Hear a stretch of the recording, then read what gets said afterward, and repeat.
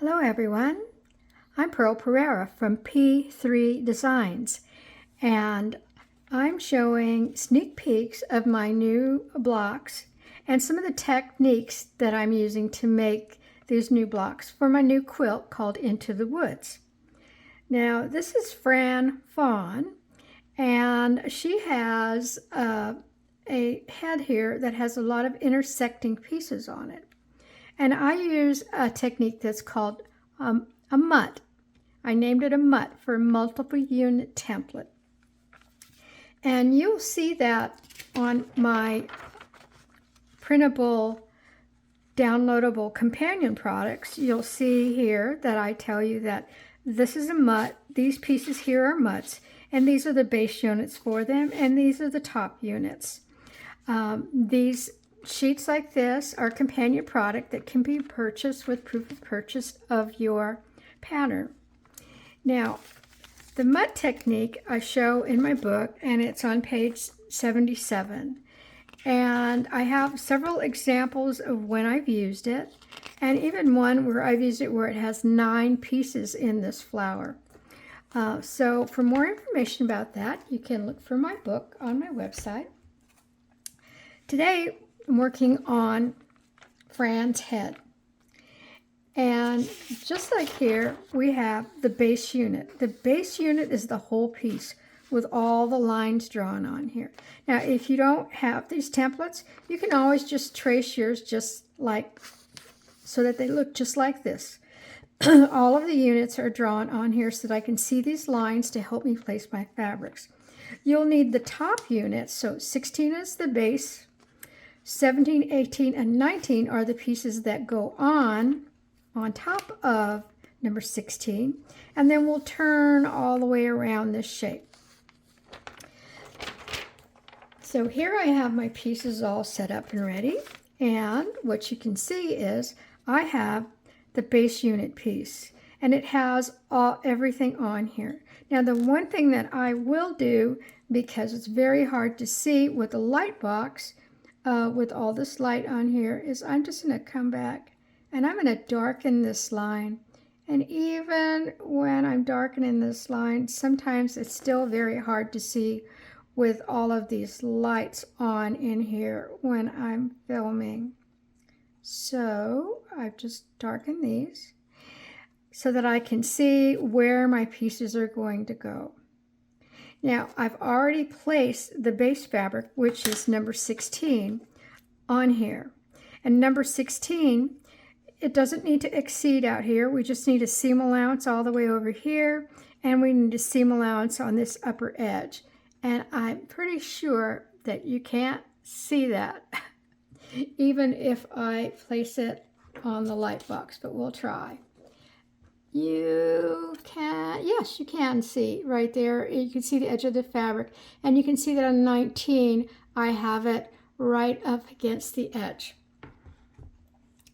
So number 16 is ironed in place and ready to go. Now number 17 and 18 are the pieces that look like this. This is number 19, and I've already turned this edge, so you don't have to watch me turn it. And number 18 goes over here, and number 17 will go over here. So once you iron these down, and I always use 2 layers of freezer paper when I'm making my template. It gives me a much nicer, firmer template. And when you're working with a multiple unit, I always tell you to use a good seam allowance, you know, 1/4 of an inch. It makes it easier because you're usually working with multiple layers of fabric, and it gives you something to pull against. Now, the first thing that I'm going to put on here is I'm going to put, we've got 16. 17 would go down, but 17 needs to be, I need to, oh, what did I do with 17? Forgot what I did. I've ironed my 17 already, so my 17 would go in here, and I would line it up, and I wish you could see this. I'm going to line it up where it's supposed to go. I'm going to do it off camera over there, And once I know where that's supposed to go, then I can iron it in place. And this is one of the times that I'm going to leave this one off because I found it easier to not put this one on at this time. So the two main pieces that we're going to talk about are number 18 and 19. So we're going to take our number 18 and we're going to remove our template. And once I remove a template, then I always like to make sure I iron the seam allowance to make sure it's flat. And number 19, and we're going to put that aside. And then I am going to do my best to work with this light box and see if you can be able to see what I'm doing here. And I've darkened the line so that I can see where these go. And I'm just going to come along here, and I can just barely see that, even though I darken the line. It's just because it's so light in here. I'm going to turn this off for 1 second. And now I can glue this one in place. So I'm going to hold it. And then I'm going to come along with my basting glue. And I like to keep my basting glue back by my seam allowance. And I want to make sure that I have it lined up with that black line. I do. So now I'm going to come back over here on the opposite side here, and I'm going to small drops, really, really tiny drops. Now you'll notice that these two pieces come together right at this one intersection. So on number 19, we're going to do the same thing. I have to figure out which is the best way for me to see this. Did I draw that line? I did draw that line on there. It's just kind of hard to see. Okay, let me pick it up. I just have to be able to see just a tiny bit of it where its placement goes, and then I am good to go. Okay, so now I can glue this one down. The reason I keep my glue back by the raw edge is because I don't want anything in the area where I'm going to be stitching, so that helps me keep my stitching edge free of glue and easily able to stitch. So now I'm gluing all these down, and I want to make sure I have that one right in place.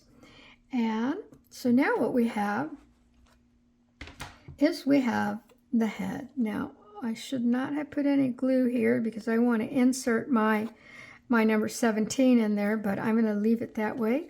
Actually, that way it will stay in place and I won't have to, I'll know that I have it in the right position.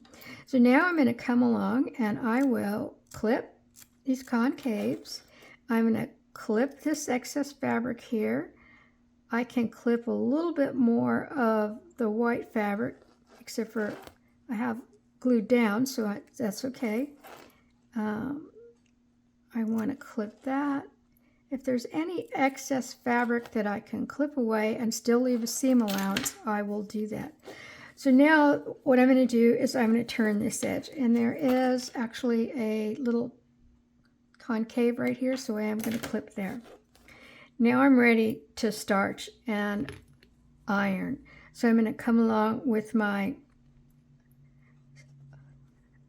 applique starch brush, and I'll be working with my little iron. It's my favorite iron for prepping. If you've never tried it, you might think that thing is too small, but I tell you what, it's the best thing for helping you get those seams turned exactly the way you need them. I always say, you know, I resisted using it for about 5 years, and then one day I had to call one of my students who'd been using it for a long time and say, what's the name of that iron? And once I started using it, I was like, this is the best iron I have ever used for prepping. You think it's going to take forever, but it actually doesn't. Now I have this both of these brown fabrics have like 2 layers. It's the fabric, the seam allowance, fabric, seam allowance, and then this little white piece of fabric right here. Now this time I'm just going to use my regular starch brush because I want to have a lot of starch on there, and I want to get a lot of heat on here because I want to be able to bring this in and keep all 3 of those pieces of fabric nice and tight to my template. And I'm going to show you what that looks like. So now I have a really nice transition from one fabric to the other, and then the base fabric is also folded in that seam allowance. And that's what I look for. All the seam allowances are folding around to the wrong side, as opposed to if you just laid them down one by one would always be kind of more heavy, and it wouldn't want to conform to the edge of your shape. So by doing a multiple unit technique, I can get those pieces to come together just exactly the way I want them. Now, it's very hard sometimes to know when you should use this technique, and I'll tell you that most people will say, they'll iron something and they'll go, oh darn, I could have done it that way.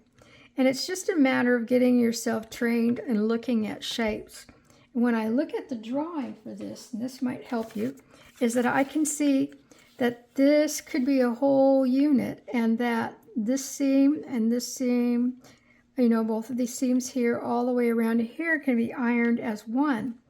So it's usually something where I'm either ironing all the way around something, or there's one area that doesn't actually get prepped.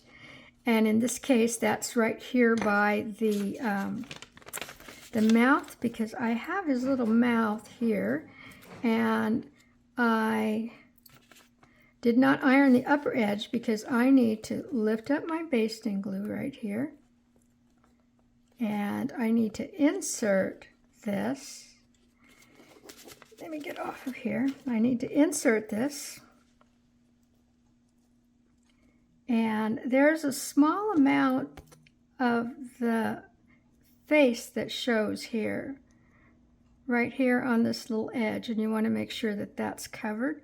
And then the edge of this piece of fabric should also align with the edge of your template down here. I'm going to get that right here. So right here, this fabric aligns right here, and all of this up here actually goes into the nose, covers the end up here, which is nice. And I will lift up my little edge over here and put just a slight amount of glue on the tip of my my needle, and then tuck that under, and then I'll lift this up and I'll put some glue on there, and then I can hit this with the iron. And I see one thing is that I didn't quite bring up my seam allowance right here on that one little piece of fabric. It's very small. It's just a slight little tiny edge that I didn't turn over.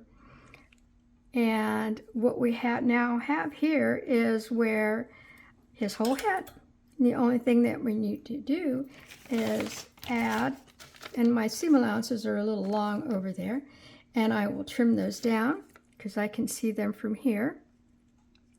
I need to probably adjust this just a tiny bit to get it in there, but I think I have it in pretty darn close to the right position.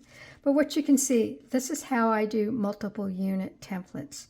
I hope you enjoy watching the sneak previews of the blocks to come.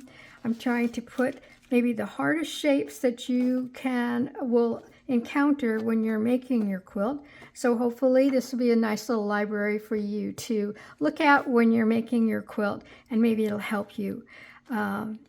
Thanks for watching. Look for more preview sneak peeks. The Into the Woods quilt should be published in January 2023. Have a great day. Keep stitching stitching, and I'll see you the next time.